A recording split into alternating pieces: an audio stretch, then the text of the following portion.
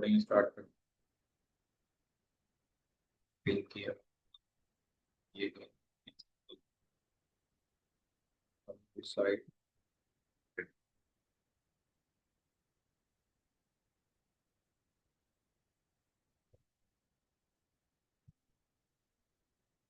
जो भी हमने अभी तक पढ़ा है उसके अकॉर्डिंग हम न्यूमेरिकल सॉल्व करेंगे। क्वेश्चन नंबर 1 क्या कह रहा है ये देखिए। Define dielectric constant of a medium in terms of force between the electric charges.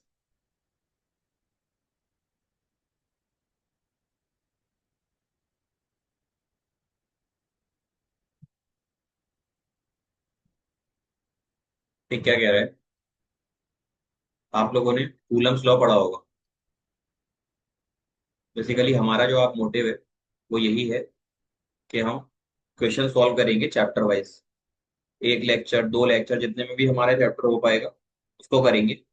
और इस सीरीज को हम कंटिन्यू रखेंगे, मतलब अपनी सीरीज का मतलब इसमें क्या करेंगे कि आपके बोर्ड के न्यूमेरिकल्स जो हैं, हम वो भी कराएंगे। तो एटलीस्ट कोशिश करूंगा मैं कि 20 क्वेश्चन तो एटलीस्ट करा ही दूंगा आपके। सबसे पहले बेसिक क्वेश्चन से शुरुआत करेंगे, क्वेश्चन नंबर 1। और मैं ऐसा नहीं करूंगा कि सिर्फ आंसर लिखाऊं, मैं उसके इर्द गिर्द की चीजें भी आपको बताऊंगा ताकि आप कनेक्ट कर पाओ। लाइक आपको बात करनी है डाइलेक्ट्रिक कांस्टेंट की। इसमें डाइलेक्ट्रिक कांस्टेंट की बात करनी है of medium in the figure force between electric charges. तो ये के किसके बराबर होता है? जनरली आपने पढ़ा है ना coulomb law.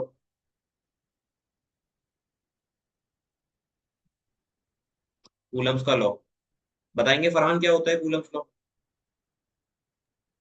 Coulomb's law F equals के Q1 Q2 by R square।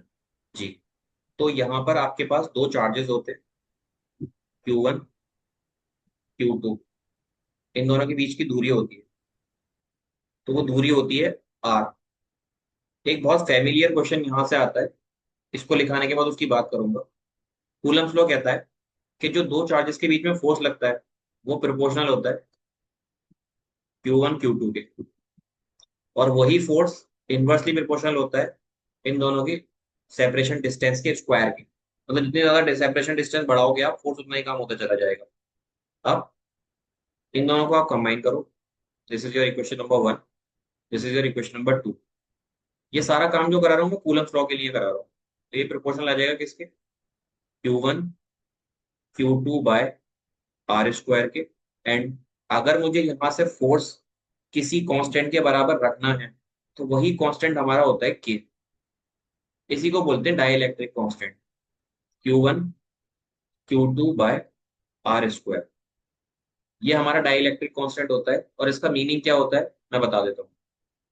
अगर ये लिखना है आपको कि के किसके बराबर है तो यहाँ से क्या आ जाएगा ना आपको, is equal to F R square upon Q1 Q2। तो ये आपका in terms of two charges हो गया। अब ये चीज अगर सवाल में दे रखी है तो यहाँ से और क्या क्या पूछ सकता है? वो पूछ सकता है कि ये के जो है ये बेसिकली किस चीज को सिग्निफाई करता है। तो आप ध्यान रखिएगा, ये जो सिग्निफाई करता है मीडियम को सिग्निफाई कराता है। इसका मेन काम क्या होता है? ये मीडियम के बारे में बताता है। इसकी कोई वैल्यू बताएगा के की वैल्यू कितनी होती है? 9 into 10 की पावर 9। 9 × 10⁹ यूनिट बताएंगे, यूनिट क्या होती है?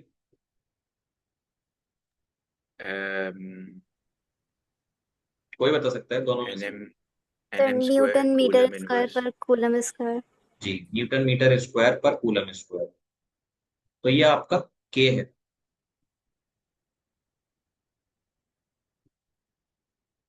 एक चीज यहां से डायमेंशन भी पूछ सकता है कि एक नंबर में कुछ भी पूछ सकता है। तो आपको इन सब चीजों का आइडिया होना चाहिए। बेसिकली आपको न्यूटन की डायरेक्शन डायमेंशन पता है फोर्स की, mL T - 2। एंड डिस्टेंस है तो L स्क्वायर हो जाएगा। And you have to divide coulomb. Basically coulomb कोई आपकी डायमेंशन नहीं शो करता। कूलम का फॉर्मूला होता है करंट इनटू टाइम।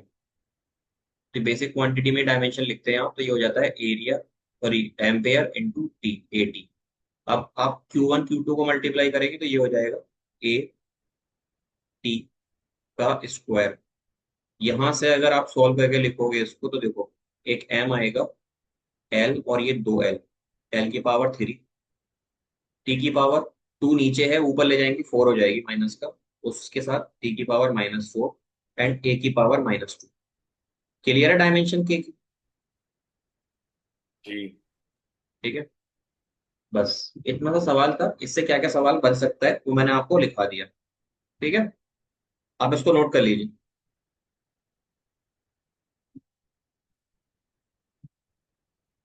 नोट कर लें तो बता दीजिएगा मुझे।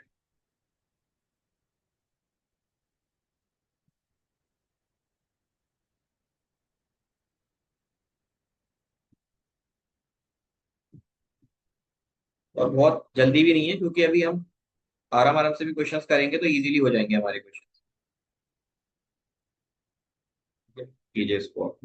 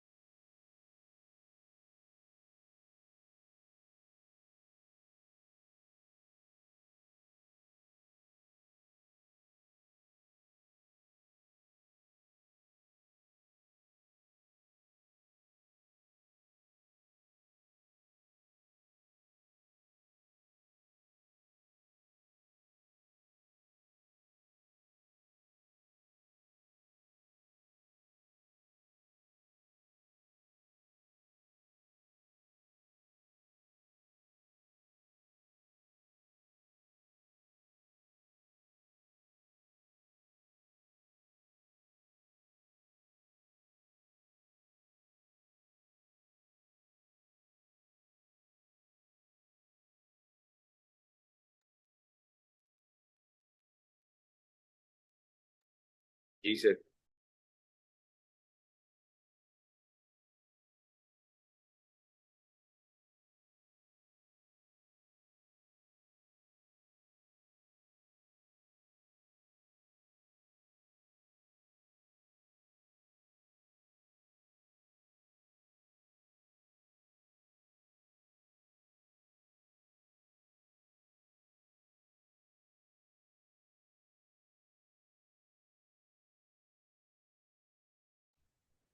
मंशा आपने लिखा? Yes sir. Okay,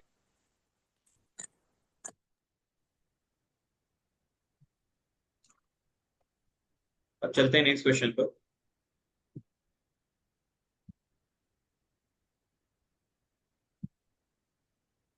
what is the direction of electric field with respect to the equipotential surface?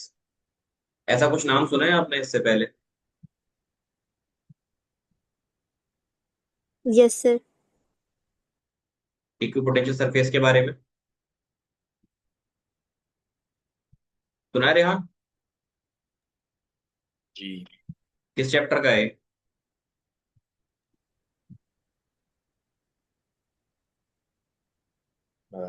Third. अच्छा, मना ही कर दो, नहीं सुना। सुना है पर। ये मैंने चैप्टर नंबर 2 में पढ़ाया था और फर्स्ट में भी पढ़ाया है। तो हमारा क्वेश्चन नंबर 2 है,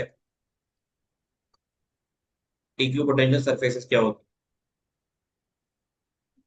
इक्विपोटेंशियल, इसके नाम से ही इसका डेफिनेशन छुपा हुआ है,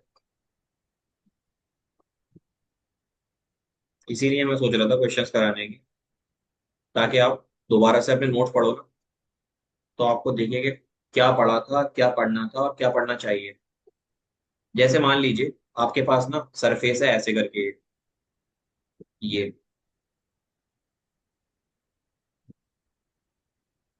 गलत बना दिया।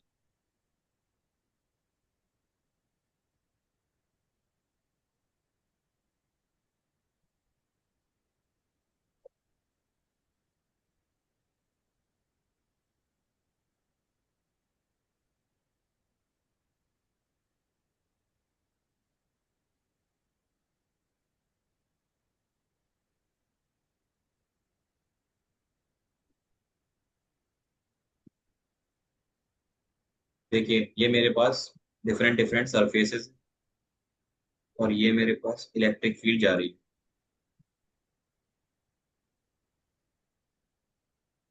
तो ये मेरे पास इलेक्ट्रिक फील्ड जाएंगी इस तरह से, लाइंस।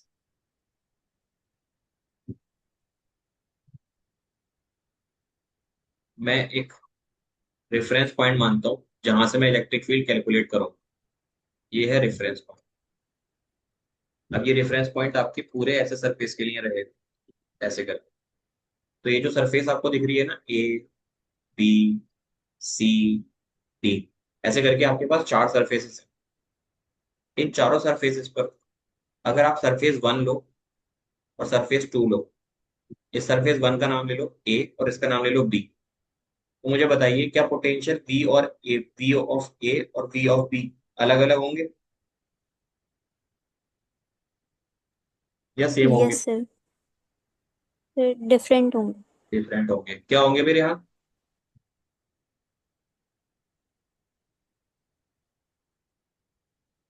बताइए। डिफरेंट। डिफरेंट होंगे, वेरी गुड। क्यों? क्योंकि यहां से यहां तक की डिस्टेंस अलग है और यहां से यहां तक की डिस्टेंस अलग है, इसीलिए पोटेंशियल ए और बी पर होगा डिफरेंट। लेकिन अगर मैं बात करता हूँ पूरी सरफेस ए के लिए, यहाँ बहुत सारे पॉइंट ले लूंगा, सी, डी, ई, एफ, सी, डी, ई, एफ। तो अगर इसी सरफेस पर रहूंगा मैं और इस सरफेस पे मैंने पोटेंशियल निकाला ए पर, वो पोटेंशियल बराबर आएगा डी के, पोटेंशियल बराबर आएगा सी के, वो पोटेंशियल बराबर आएगा ई के, और वही पोटेंशियल बराबर आएगा एफ। तो ये जो पूरी सरफेस है जो किसी सोर्स से या किसी रेफरेंस पॉइंट से इक्वल डिस्टेंस पर है, उस सरफेस को आप क्या बोलोगे? Equi potential surface. एक तो ये हो गया इसका एग्जांपल। एक और ले लेता हूँ। ये एग्जांपल बहुत फेमस है जो मैं यहाँ बनाऊंगा। एक आपके पास पॉइंट है बीच में, उसके बाहर एक सरफेस है। पॉइंट क्या चार्ज है, इस चार्ज की वजह से कुछ ना कुछ पोटेंशियल होगा। अलग अलग सरफेसेस है मेरे पास, surface number two, surface number three, और भी है, मैं तीन ही बना रहा हूँ। अब इन सरफेसेस पर आप देखो, यहां से इलेक्ट्रिक फील्ड निकलेगी। मान लो ऐसे गई, यहां से निकली ऐसे गई, उसको मिला दो। ये सब निकल रही है इलेक्ट्रिक फील्ड। इससे निकली ऐसे गई, इससे निकली ऐसे गई, और ये ऐसे गई। तो आपके पास सरफेसेस है डिफरेंट डिफरेंट, आप उनका नाम लिख लीजिए। Surface number one, surface number two, surface number three. इसी के साथ आपके पास ये पॉइंट है, एक पॉइंट ये है, पॉइंट ए और पॉइंट बी। उसी के साथ एक पॉइंट ले लो सी यहाँ पर, और एक पॉइंट ले लो डी यहाँ पर। तो मैं अगर आपसे पूछूं क्या पोटेंशियल ए और पोटेंशियल सी बराबर होंगे? बिल्कुल नहीं होंगे। क्यों? क्योंकि ए का रेडियस डिफरेंट है, ए यहाँ से यहाँ तक की बात है, और सी के लिए आपको ज्यादा रेडियस लेनी पड़ेगी। अब ये सब मैं किस बेस पे कह रहा हूँ ना, क्यों? क्योंकि आपने फॉर्मूला पढ़ा है पोटेंशियल का, वो होता है के क्यू बाय आर। क्यू तो चेंज नहीं हो रहा ना आपका, सिर्फ चेंज क्या हो रहा है, आर चेंज हो रहा है। और अगर आप सर्कल वाले एक उस पे सरफेस पर जा रहे हो, सर्कुलर सरफेस पर, और आप डिफरेंट डिफरेंट जगह पे पॉइंट ले लो। सर्किल की डेफिनेशन क्या होती है? It is the location of या locus of all the points which are equal distance at a particular point. ये डेफिनेशन होती है सर्किल की। हम कहाँ बात कर रहे होते हैं? हम बहुत सारे कलेक्शन ऑफ पॉइंट्स की बात करते हैं जो एक पर्टिकुलर पॉइंट से इक्वल डिस्टेंस पर होते हैं, ठीक है? जी। तो यहां पर अगर मैं पूछूं कि कौन कौन सी सरफेस इक्वी पोटेंशियल है, तो आपकी पूरी सरफेस वन वो इक्वी पोटेंशियल सरफेस हो जाएगी। सरफेस टू इक्वी पोटेंशियल हो जाएगी। सरफेस वन के रेफरेंस में अगर आप बात करें, आप पोटेंशियल निकालो ए और आप पोटेंशियल निकालो बी पर, ये बराबर आएगा। इसी तरह सरफेस नंबर टू, इसके लिए आप पोटेंशियल निकालो सी पर और पोटेंशियल निकालो डी पर। क्लियर है? तो ये आपकी इक्विपोटेंशियल जी। सरफेस हो जाएगी और ये आपकी इक्विपोटेंशियल सरफेस हो जाएगी। तो इक्विपोटेंशियल सरफेस समझ में आया आपके? अगर पहले नहीं क्लियर हुआ होगा तो अभी आपके बेहतर तरीके से आ गया होगा समझ में।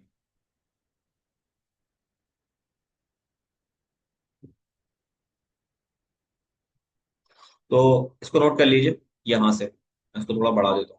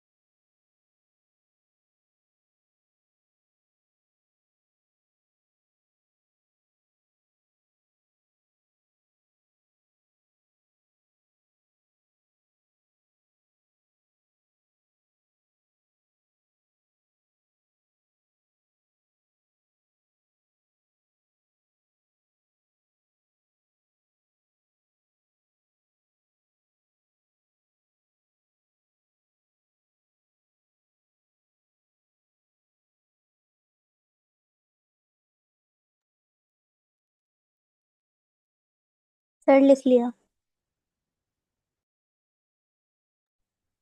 फरहान लिखा। जी। ये पढ़ाया था ना मैंने पहले। हाँ। देखो मेरे बताने के लिए मत बोल दीजिएगा, अगर नहीं पढ़ाया तो बोल दीजिएगा कि सर मुझे याद नहीं है। ठीक है। हो सकता है कुछ चीजें मिस हो जाती हैं, तो उनमें एक आध चीज मिस हो गई हो, छोटे छोटे टॉपिक्स हैं। नहीं, एक भी पोटेंशियल सरफेस आपने कराया था। कराया है जी। यही सुनना चाह रहा था मैं। और सुना था मैंने, अगर तुम बोलते नहीं कराया। अब देखो, चैप्टर नंबर 1 में जैसे होता है ना, कुछ चीजें आपको पता होती है कि ये आएगी आएगी। तो एक चीज चैप्टर नंबर 1 में भी ऐसी है जो आपको पता है कि ये आएगी ही आएगी। किसी और चीज की पता हो ना पता हो कि गॉस थ्योरम देगा नहीं देगा, गारंटी है कि नहीं। लेकिन एक चीज है इसकी एश्योरिटी वो देता है। उसमें आता है आपका डाइपोल। क्वेश्चन है आगे, क्वेश्चन में बता दूंगा कौन सा है। उससे पहले डाइपोल समझ लेते हैं, डाइपोल क्या होता है। मुझे पता है चीजें आपको आती हैं, लेकिन फिर भी थोड़ा तो बर्दाश्त करना पड़ेगा, क्योंकि यहाँ मैं आपकी प्रैक्टिस करा रहा हूँ। ये चीजें आपने पेपर में जरूर की होंगी, पेपर किया है तो एक बार और से अगर कर लोगे तो चीजें आपकी बेहतर ही हो जाएगी। और यहाँ मैं जैसे कराऊंगा पेपर में, आपको वैसे ही वैसे करने की कोशिश करनी है, ठीक है। आ रही है बात समझ में। जी सर। Yes sir. डाइपोल होता क्या है पहले, बेसिकली दो इक्वल और अपोजिट चार्जेस, यानी प्लस क्यू और माइनस क्यू, मैं इनको ले लेता हूँ। अगर हम इनको सेपरेट करते हैं एक छोटी डिस्टेंस से, छोटी मतलब कंसीडरेबल डिस्टेंस होती है, ज्यादा बड़ी भी नहीं होती, तो उस डिस्टेंस को मैं मान लेता हूँ 2a। तो ये जो पूरा बनता है इसी को डाइपोल बोला जाता है। अब ये डाइपोल इलेक्ट्रिक फील्ड के केस में तो ऐसा होता है, यानी कि ये किसके केस में है, in case of electric field. आगे चल के रेहान आप तो पढ़ेंगे मैग्नेटिक नाम का एक चैप्टर, और आप पढ़ चुकी हैं, क्या नाम है, मंतशा आप पढ़ चुकी हैं इस चीज को। उसमें होती है इसके जैसी ही एक बार, बार मैग्नेट। तो बार मैग्नेट में स्ट्रेंथ होती है यहाँ पर एन और यहाँ पर एस। तो उस स्ट्रेंथ को हम कैसे लिख लेते हैं, यहाँ पर हम ले लेते हैं Q, positive Q M, magnetic strength बोलते हैं इसको, और यहाँ पर हम ले लेते हैं क्यू एन। एक तरफ पॉजिटिव क्यू एम, एक तरफ नेगेटिव क्यू एम। और यहाँ से यहाँ तक की डिस्टेंस को भी हम किस में लेते हैं, 2a या 2l में लेते हैं। तो ये कहलाता है आपका मैग्नेटिक डाइपोल। तो ये किस केस में पढ़ते हैं हम, in case of magnetic field. हमारा एम जो है इसको पढ़ना अभी नहीं है, शुरू में हमारे ये चैप्टर्स आते हैं, तो हमारे इसको भी हम पढ़ेंगे आगे चलकर, और आपने तो पढ़ लिया है। यहाँ पर आ जाइए, देखो ये मैग्नेट डाइपोल होता क्या है बेसिकली। आप लिखते हैं इसको पी वेक्टर से, और ये एक वेक्टर क्वांटिटी होती है। इसमें आप क्या करते हैं, कोई भी एक चार्ज लेते हैं और उसको इन दोनों के बीच की जो दूरी है 2a वेक्टर, इससे मल्टीप्लाई कर देते हैं। तो आपका वेक्टर का फॉर्मूला ये आ जाता है। अब यहाँ पर पता है क्या बना है, यहाँ पर आपके पास एक कॉम्बिनेशन ऑफ चार्ज बन गया। आपने चीजें पढ़ी है, पता है किस रेस्पेक्ट में, आपने चीजें पढ़ी है। एक चार्ज यहाँ रखा हुआ है, ये आपका सोर्स चार्ज है क्यू। मैं बोलूँ आपसे कि इस सोर्स चार्ज के कुछ पर्टिकुलर डिस्टेंस आर पर एक और चार्ज रखा हुआ है क्यू नॉट। तो आप मुझे यहां से निकाल कर बताओ कि इन दोनों के बीच में फोर्स कितना लगेगा। तो आप लिखोगे F is equal to K Q, Q naught upon R square. एक चीज तो आप ये निकाल सकते हो। दूसरी चीज वो पूछता है इलेक्ट्रिक फील्ड बताइए, कि इलेक्ट्रिक फील्ड कितनी लगी यहां से, अगर मैं यहां आता हूं तो इलेक्ट्रिक फील्ड लगाने के लिए आपको ये चार्ज ना भी हो ना तो कोई दिक्कत नहीं है। क्यों, क्योंकि हमें सिर्फ पॉइंट चाहिए होता है इस पर इलेक्ट्रिक फील्ड निकालनी है। उससे क्या होता है, अगर ये चार्ज मैटर ही नहीं करता तो ये फॉर्मूले में नहीं होना चाहिए। लेकिन फॉर्मूला होता है आपका F upon Q naught. Q naught होता किस लिए है, क्योंकि आप फॉर्मूला बना सको। फॉर्मूला एफ की value K Q, Q naught upon R square into Q naught. तो क्यू नॉट से क्यू नॉट कट जाएगा, क्या बचेगा, के क्यू बाय आर स्क्वायर। ये हमारा इलेक्ट्रिक फील्ड का फॉर्मूला आता है। एक और चीज होती है जो आप शुरू के दो चैप्टर में पढ़ते हैं, उसका नाम होता है पोटेंशियल। पोटेंशियल और आसान होता है। पोटेंशियल होता है इलेक्ट्रिक फील्ड इनटू जिस पॉइंट पर आप निकाल रहे हो उससे मल्टीप्लाई कर दो एक बार। तो इलेक्ट्रिक फील्ड आई है आपकी K Q upon R square into R. तो आर से एक आर कैंसिल किया जाएगी, के क्यू बाय आर। तो आपको समझ में आ रहा है ना, यहाँ पर ये तीन चीजों के ऊपर ही हमारे शुरू के दो चैप्टर चलते हैं। जी। ये तीन चीजों को आप ए, बी और सी बोल सकते हैं। इसी के साथ डाइपोल का यूज जो होता है, सवाल यहां से आता है। तो ये सब जो मैंने बताया था वो डाइपोल के लिए जरूरी था। वो सब आपके डाइपोल के लिए जरूरी था। आपके लिए जो जरूरी है वो मैं लिखा हूँ यहाँ पर।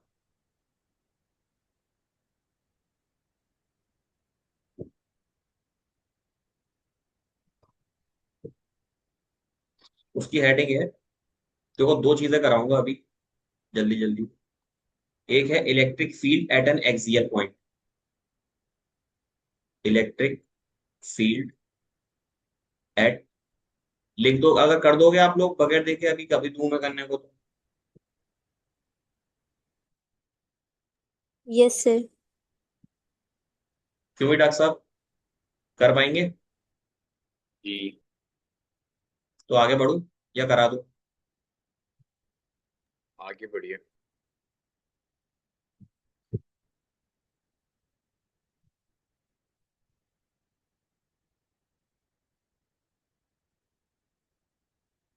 बढ़ू आगे?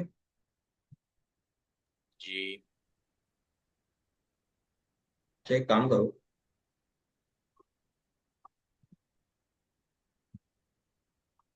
ये रही मेरी इलेक्ट्रिक डाइपोल।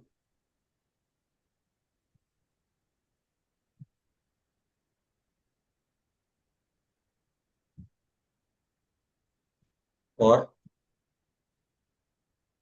इधर रखा हुआ है मेरा चार्ज, ये पॉइंट जिस पर इन दोनों की वजह से आपको इलेक्ट्रिक फील्ड निकालनी है। कैसे निकालोगे?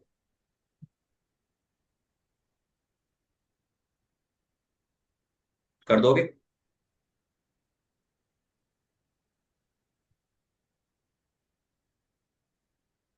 बाल क्यों नोच रहे हैं?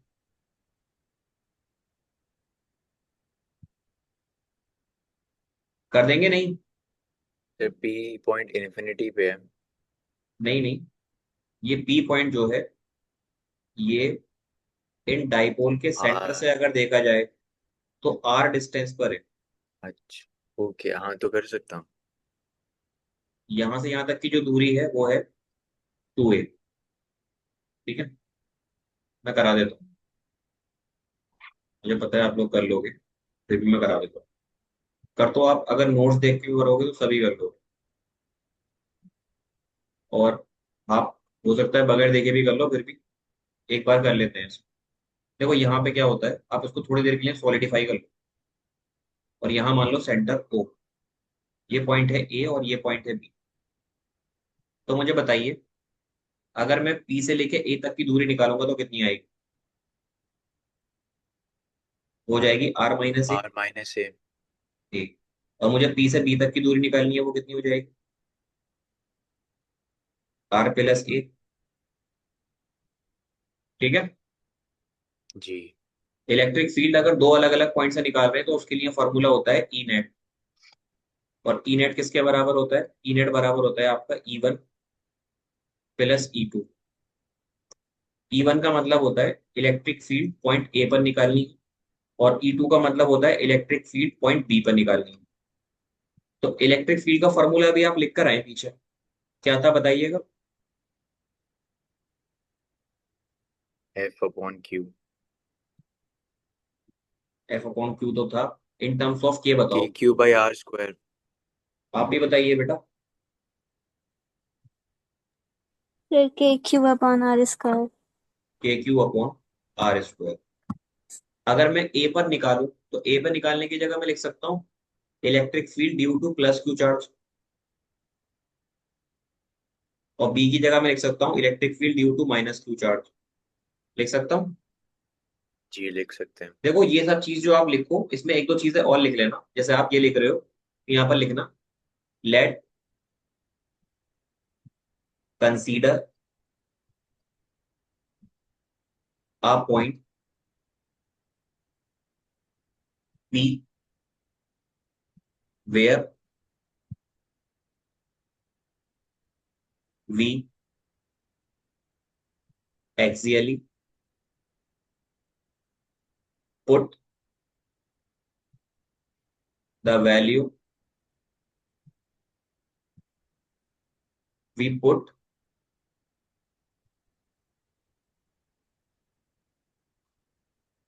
अ डाइपोल फ्रॉम इट्स सेंटर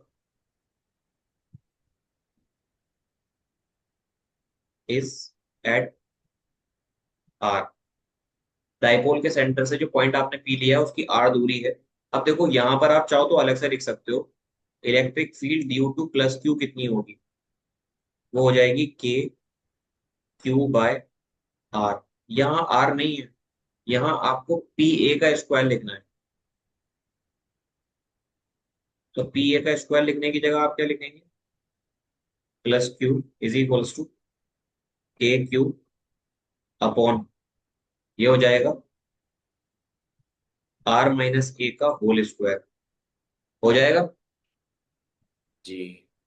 इसी तरह अगर आपको इलेक्ट्रिक फील्ड निकालनी है माइनस क्यू की वजह से, तो यहाँ पर आप सिर्फ मैग्नीट्यूड लीजिएगा। ठीक है, मैग्नीट्यूड लेंगे तो क्या हो जाएगा? KQ/R+A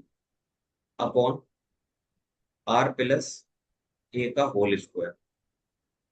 यहाँ पर मैंने डायरेक्शन नहीं ली, डायरेक्शन क्यों नहीं ली उसकी कोई वजह बताएगा?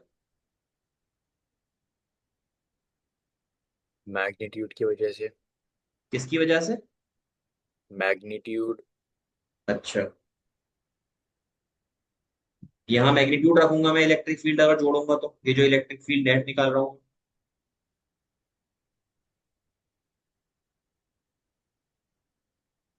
क्यों भाई, बताइए। क्या सर? अरे इलेक्ट्रिक फील्ड जो मैं निकाल रहा हूँ, नेट इलेक्ट्रिक फील्ड, इसको मैं वेक्टर फॉर्म में रखूंगा या स्केलर फॉर्म में रखूंगा? आपने जो वैल्यू पढ़ी है ना, सब प्रिंसिपल ऑफ स्केलर। पर पोजीशन, स्केलर नहीं रखते, वो डायरेक्शन एसोसिएट होती है उसमें। अगर आप ई नेट निकालोगे तो ई नेट बराबर होता है E1 vector plus E2 vector plus E3 vector plus, इसको कराने का ना मेन रीजन यही था कि बच्चे क्या करते हैं कई बार, इसको और इसको, निगेटिव को भी पॉजिटिव ले लेते हैं। चलो आपने पॉजिटिव ले लिया, मैग्नीट्यूड ले लिया, लेकिन अगर मैं आपको पॉइंट पी ऑब्जर्व कराऊं, ये पॉइंट पी है और इस पर लग रही है इलेक्ट्रिक फील्ड, तो एक तो इलेक्ट्रिक फील्ड लगेगी इधर की डायरेक्शन में, जो कि क्या होगी, इलेक्ट्रिक फील्ड जो कि प्लस क्यू चार्ज की वजह से लग रही है। लेकिन माइनस क्यू चार्ज तो इस पॉइंट से अपनी तरफ खींचता है ना चीजों को, इलेक्ट्रिक फील्ड माइनस क्यू की तरफ होगी। तो यहाँ पर जी। इलेक्ट्रिक फील्ड डायरेक्शन जो होगी माइनस क्यू की वजह से, वो किधर होगी, इधर की साइड। तो आपका जो ई नेट यहाँ पर आ रहा है, बेसिकली अगर मैं डायरेक्शन के साथ लिखूंगा तो आप लिखिएगा E plus Q minus E Q हो जाएगा। तो ये जो नेगेटिव साइन आ रहा है, ये माइनस क्यू वाला नेगेटिव नहीं है, माइनस क्यू के बराबर हो सकता है, लेकिन यहाँ पर जो आप नेगेटिव साइन लेते हैं वो किसकी वजह से लेते हैं, इसकी डायरेक्शन की वजह से लेते हैं। ठीक है, आई बात जी समझ में? अब सिर्फ आपको सिंपली इसको सॉल्व करना है। के क्यू की वैल्यू रख दो यहाँ पर, के Q upon are minus A का होल स्क्वायर माइनस के Q upon are plus A का होल स्क्वायर। यहां से आप के क्यू कॉमन ले लो, अंदर बचेगा आपके पास, मैं डायरेक्ट एलसीएम लेके लिख देता हूँ। यहाँ बचेगा आपके पास आर प्लस ए का whole square into R minus A का होल स्क्वायर, ऊपर आ जाएगा R plus A square minus R minus A square. Finally इसको अगर आप सॉल्व करोगे तो ये आ जाएगा के क्यू, और अंदर आपको सॉल्व करना है, नीचे एज इट इज रखिए आर प्लस ए का whole square R minus A का होल स्क्वायर, ये हो जाएगा R square plus A square plus 2AR minus R square minus A square plus 2AR। ये मैंने साइन पलट दी है इसके, ये बात आई समझ में? जी यस सर। तो देखो ये हो जाएगा के क्यू, आर स्क्वायर से R square cancel, A square से ए स्क्वायर, इन दोनों को जोड़ो आप, तो ये हो जाएगा 4AR अपॉन, नीचे आ जाएगा। देखो ये जो आपके पास आर है ना, वो काफी काफी काफी ज्यादा बड़ा होता है ए से, क्योंकि ए मैंने बताया था बहुत छोटी डिस्टेंस होती है। तो आपका R plus A approximately equal to R लेना है आपको, और आर माइनस ए को भी अप्रोक्सीमेटली इक्वल टू आर लेना है। तो ये भी आर स्क्वायर, ये भी आर स्क्वायर, यहाँ आ जाएगा आर की पावर 4। तो एक आर से एक आर कैंसिल, तो जो वैल्यू आपकी आएगी के की, वो आएगी Q into 4A upon R cube.